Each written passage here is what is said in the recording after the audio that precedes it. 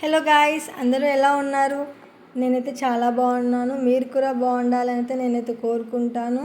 So మా journey ఎక్కడికని అనుకుంటున్నారా? నేనైతే లాస్ట్ వీడియోలో చెప్పాను కదా, రాఖీ వీడియోలో మేమైతే 2 ప్లేసెస్కి అయితే వెళ్ళినాం. ఆ ప్లేసెస్ ఏంటో మీకు నెక్స్ట్ వీడియోలో చూపిస్తా అని. సో అదే అనమాట మేము వెళ్ళే ప్లేస్. ఇంకా మా ఇంటి నుండి మేమైతే ఎల్బీ నగర్ మెట్రో స్టేషన్కి అయితే వచ్చాము. మెట్రో నుంచి మేము వెళ్ళాల్సిన చోటుకైతే 1/2 అవర్ జర్నీ అనమాట. ఇంకా ట్రైన్ కూడా వచ్చేసింది. మేమైతే ఇంక ఎక్కేసినాము.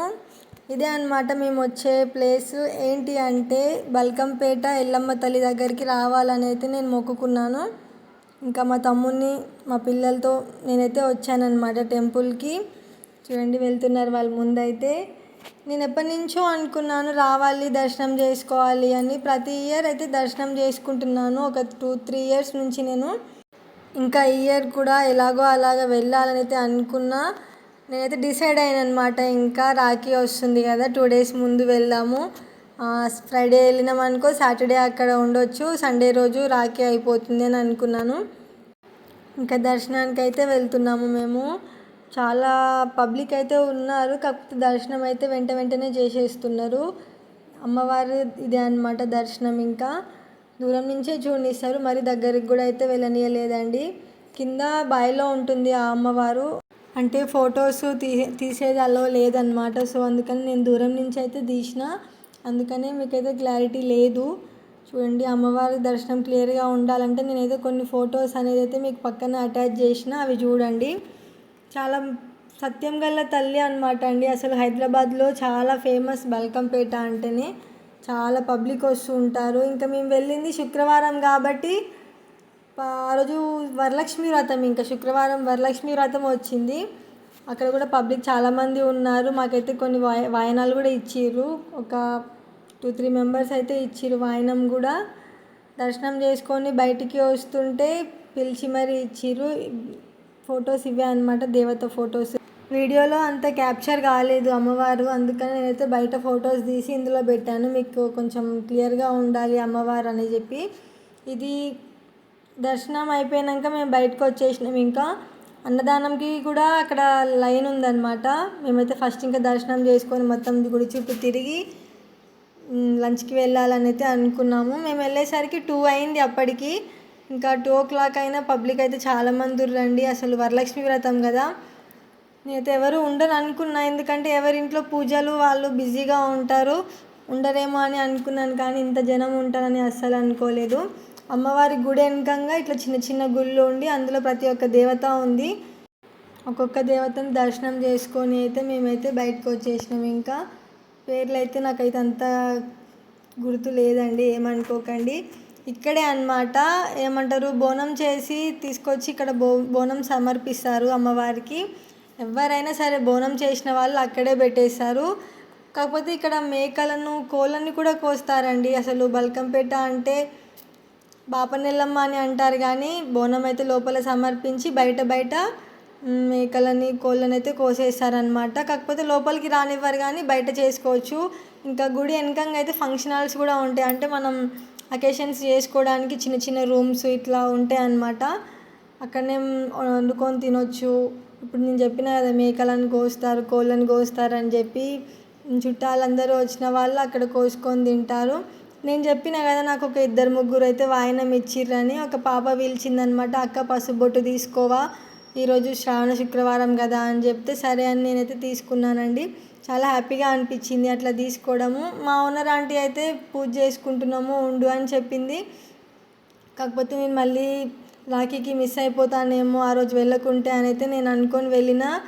వాయనం తీసుకోవడం మిస్ అయిపోతానేమో అసలు అని అనుకున్నాను, కానీ నాకైతే గుళ్ళో కూడా వాయనం అయితే దొరికింది. అది చాలా హ్యాపీగా అనిపించింది అసలు. ఆ రోజు మాత్రం పసుపు బొట్టు ఇచ్చేటప్పుడు స్వయంగా మనమే కాళ్ళకి పసుపు బొట్టు, గంధం, పూలు అయితే ఇవ్వాలండి. ఫీల్ అవ్వకూడదు వీళ్ళకి పెట్టాలా పసుపు అనేది అయితే మనం అస్సలు ఆలోచన చేయొద్దన్నమాట. ఎందుకంటే మనం పసుపు బొట్టు ఇవ్వాలని చెప్పి పిలిచిన వాళ్ళందరూ సాక్షాత్తు మహాలక్ష్ములు, దేవతలో సమానం అన్నమాట. సో అట్లా అని చెప్పి మన చేతులారా మనమే పెట్టాలి. నాకైతే అలాగే పెట్టిర్రు. పసుపు, కుంకుమ, గంధం పెట్టి తర్వాతకి పూలను ఇచ్చింది ఆంటీ. నేనైతే ఇంకా జడలో అయితే పెట్టేసుకున్నాను. వెళ్తుంటే పిలిచి అక్షింతలు ఇచ్చింది ఆశీర్వదించమని. ఇంకా నేనైతే నవ్వుతూ ఆశీర్వదించాను అనమాట. ఎందుకంటే నేను చిన్నపిల్లని, నాకు అంతగా తెలియదు ఏమని ఆశీర్వదించాలని, ఎప్పుడూ అట్లా చేయలేదు. అంటే తెలిసిన వాళ్ళకైతే మనం ఏదో ఒకటి చెప్తాం వాళ్ళ గురించి, కానీ అన్నోన్ పర్సన్స్ వచ్చి ఇట్లా ఆశీర్వదించమంటే ఇంకా అనేది నవ్వుతూ అయితే ఇచ్చేసాను. ఇంకా బయటకు వచ్చేస్తుంటే ఇంకొక ఆంటీ పిలిచిందనమాట, కొంచెం సైడ్కి రావారా, నేను వాయనం ఇస్తా ఒక 9 మందికి అని చెప్పింది. ఇంకా సరే పర్లేదు అని చెప్పి నేనైతే పక్కకి నిల్చున్నాను. అందరినీ లైన్ నెంబర్ నిల్చోబెట్టి ఫస్ట్ అయితే బొట్టు అయితే ఇచ్చింది. ఇంకా బొట్టు ఇచ్చిన తర్వాతకి అందరికీ ఒకేసారి పసుపు పెట్టింది. కాకపోతే ఫస్ట్ వాళ్ళ ఇంటి ఆడపిల్లకి ఇవ్వాలని చెప్పి ఫస్ట్ వాళ్ళ పాపకి ఇచ్చి తర్వాతకి ఒక్కొక్కరికి అయితే వాయనం అయితే ఇచ్చింది. మనమైనా సరే ఫస్ట్ మన ఇంట్లో దేవతకి పెట్టినాక మనకి అమ్మాయిలు ఉంటే ఫస్ట్ మన పాపకి ఇచ్చి పాపని అలంకరించిన తర్వాతకే మనము ఇంకా ఎవరికైనా ముత్తైదులకైతే వాయనం అయితే ఇవ్వాలన్నమాట. ఎందుకంటే ఫస్ట్ మన ఇంటి మహాలక్ష్మిని కాదని బయట వాళ్ళకి ఇస్తే బాగోదన్నమాట. సో ఫస్ట్ మన ఇంట్లోనే ఎవరికైనా ఇవ్వాలి. ఇంకా వాయనం అయితే ఇచ్చేసిర్రు. అందరికైతే ఆంటీ అక్షింతలు అయితే ఇచ్చింది. ఇంకా మేమందరం కలిసి అక్షింతలు తీసుకొని ఒక్కసారిగా అయితే బ్లెస్ చేసాము. అప్పుడు కూడా నాకేం చెప్పాలని అర్థం కాలేదు. సడన్గా అట్లా బ్లెస్ చేసినాం కదా, ఒక స్మైల్తో బ్లెస్ యూ అంటే అయిపోద్దండి అక్కడితోనే. ఇంకా కాకపోతే మనము బ్లెస్సింగ్స్ ఇచ్చేటప్పుడు వాళ్ళని ఇట్లా మొక్కుకోవాలన్నమాట. ఇంకా అంతా అయిపోయింది. మేము బయటకైతే వచ్చేసినాము. బయట ఇవన్నీ అమ్ముతున్నారు, దేవుడి చీరలు, ఫొటోస్, విగ్రహాలు అనమాట. అమ్మవారికి సమర్పించిన చీరలు అవి. ఇంకా అమ్మవారికి ఒడిబియ్యం కూడా పోస్తారు కదా, అట్లా బయట కూర్చొని ఒక 5 మెంబర్స్తోని అట్లా కలిపి ఒడిబియ్యం కూడా పోస్తారు. అదే అనమాట ఆ వీడియో, ఇందాక ఆంటీ వాళ్ళు కూర్చున్న వీడియో. సో ఇంకా అంతా అయిపోయింది. కొబ్బరికాయ కొట్టడానికైతే మేమైతే ఇక్కడికి వచ్చాము. అసలు ఘోరం అండి, ఇక్కడ కొబ్బరికాయ కొట్టేటప్పుడు వాళ్ళు డబ్బులు అడుగుతున్నారు, డబ్బులు తీసుకొని కొబ్బరికాయ కొడతా అంటున్నారు. ఇంకా ఇచ్చేసినాము. తర్వాతకి ఇంక ఇక్కడ మెట్లు ఉన్నాయి కదా అమ్మవారి దగ్గర, అలంకరించి ఇంకా బొట్టు పెట్టుకొని అలా అయితే చేసామన్నమాట. మీకు బ్యాక్ సైడ్ ముడుపులు అవుపిస్తున్నాయి కదండి, అక్కడ మనం మొక్కుకొని ముడుపు కడితే అనుకున్నది జరుగుతుందని నమ్మకం అన్నమాట. అందుకని చాలామంది చాలా ముడుపులు అయితే కట్టారు. చాలా వరకు జరిగినాయంట. మొక్కి ముడుపు కట్టి తర్వాతకి కోరిక తీరిన తర్వాతకి వచ్చి వడి బియ్యం పోసి అమ్మవారికి బోనం చేసి ఆ ముడుపుని ఇప్పి మళ్ళీ కోరిక తీరిన తర్వాతకి మన ముడుపుని మనం ఇప్పుకోవాలన్నమాట. అట్లా చేసిన వాళ్ళు చాలామంది ఉన్నారు. మా ఫ్యామిలీలోనే ఉన్నారండి, ఎవరో కాదు. ఇంకా ఇవైతే మా తమ్ముడు ఫోన్లో తీసిన వీడియోస్ అని చెప్పి లాస్ట్కి అయితే నేను పెట్టాను అనమాట. ఇంకా అన్నదానం కూడా అవుతుందని చెప్పిన కదా, మేమైతే ఇంకా బ్యాక్ సైడ్ వెళ్ళి లైన్లోకి అయితే నిల్చున్నాము అన్నదానం కోసము.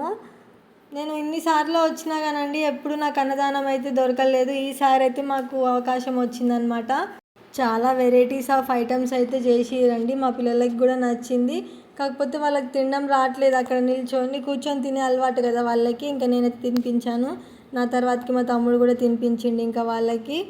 ఇదే అనమాట బల్కంపేట జర్నీ మాది. సో వీడియో ఎలా ఉంది అని అయితే కామెంట్ చేయండి. నాలాగే ఎవరైనా బల్కంపేటకి వెళ్ళడం ఇష్టం ఉన్న వాళ్ళు నాకైతే కామెంట్ చేయండి, ఓకేనా. Thanks for watching and wait for the next video. Bye bye.